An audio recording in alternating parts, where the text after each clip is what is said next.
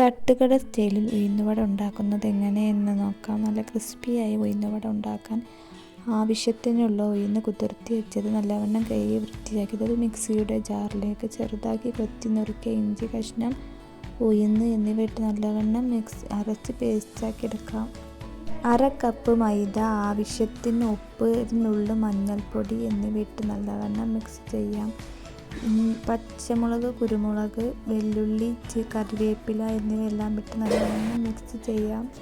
ചെറുതാക്കി നുറുക്കിയ മല്ലിച്ചപ്പ് അതിലേക്ക് ഇട്ട് കൊടുത്ത് നല്ലവണ്ണം മിക്സ് ചെയ്യാം. മാവ് ലൂസാണെങ്കിൽ കുറച്ച് കൂടി മൈദ ഇട്ട് കൊടുക്കാം. ഒരു നുള്ളു അപ്പസോഡ ഇട്ട് കൊടുക്കാം. ഒരു കുപ്പിയുടെ അടപ്പിൽ വെള്ളത്തിൽ മുക്കിയതിന് ശേഷം മാവ് അതിലേക്ക് ഇട്ട് വിരൽ കൊണ്ട് നല്ലവണ്ണം വട്ടം ഇട്ട് കൊടുക്കാം. എണ്ണയിലിട്ട് ഫ്രൈ ചെയ്തെടുക്കാം.